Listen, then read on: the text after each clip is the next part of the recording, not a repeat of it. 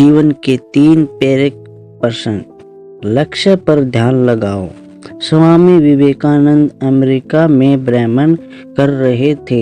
एक जगह से गुजरते हुए उन्होंने पुल पर खड़े कुछ लड़कों को नदी में तैर रहे अंडे के छिलकों पर बंदूक से निशाना लगाते देखा।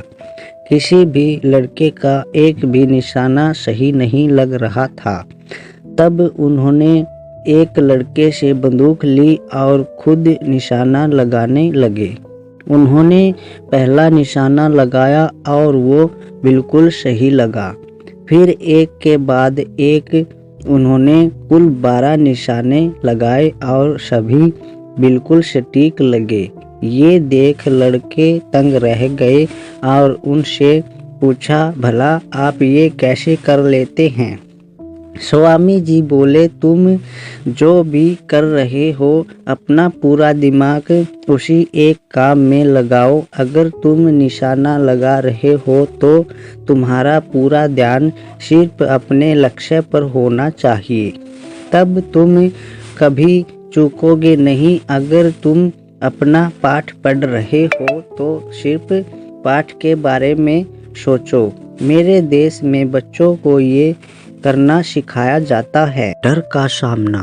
एक बार बनारस में स्वामी जी दुर्गा जी के मंदिर से निकल रहे थे कि तभी वहां मौजूद बहुत सारे बंदरों ने उन्हें घेर लिया। वह उनके नजदीक आने लगे और डराने लगे।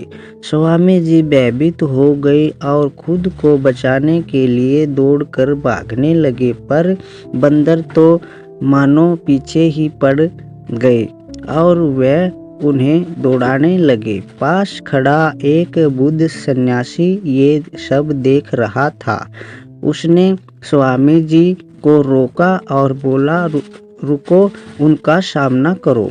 स्वामी जी तुरंत पलटे और बंदरों के तरफ बढ़ने लगे। ऐसा करते ही सभी बंदर भाग गए। इस घटना से स्वामी जी को एक गंभीर सीख मिली और कई सालों बाद उन्होंने एक संबोधन में कहा भी, यदि तुम कभी किसी चीज से भयभीत हो तो उससे भागे मत, पलटो और सामना करो। सच बोलने की हिम्मत। स्वामी विवेकानंद प्रारंभ से ही एक मेधावी छात्र थे और सभी उनके व्यक्तित्व और वाणी से प्रभावित रहते थे।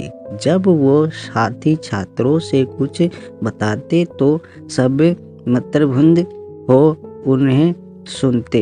एक दिन इंटरवल के दौरान वो कक्षा में कुछ मित्रों को कहानी सुना रहे थे। सभी उनकी बातें सुनने में इतने मगन थे कि उन्हें पता ही नहीं चला कि कब मास्टर जी कक्षा में आए और पढ़ाना शुरू कर दिया। मास्टर जी ने अभी पढ़ाना शुरू ही किया था कि उन्हें कुछ फुसफुसाहटें सुनाई दी। कौन बात कर रहा है? उन्होंने तेज आवाज में पूछा। सभी ने स्वामी जी और उनके साथ बैठे छात्रों की तरफ इशारा कर दिया। मास्टर जी तुरंत क्रोधित हो गए। उन्होंने तुरंत उन छात्रों को बुलाया और पाठ से संबंधित एक प्रश्न पूछने लगे। जब कोई भी उत्तर ना दे सका तब अंत में मास्टर जी ने स्वामी जी से भी वही प्रश्न किया, पर स्वामी जी तो मानो सब कुछ पहले से ही जानते हों। उन्होंने आसानी से उत्तर दे दिया। यह देख उन्हें यकीन हो गया कि स्वामी जी पाठ पर ध्यान दे रहे थे और बाकी छात्र बातचीत में लगे हुए थे। फिर क्या था, उन्होंने स्वामी जी को छोड़ सभी को बेंच पर खड़े होने की सजा दे दी। सभी छात्र एक एक कर बेंच पर खड़े होने लगे। स्वामी जी ने भी यही किया। तब मास्टर जी बोले, नरेंद्र स्वामी विवेकानंद, तुम बैठ जाओ।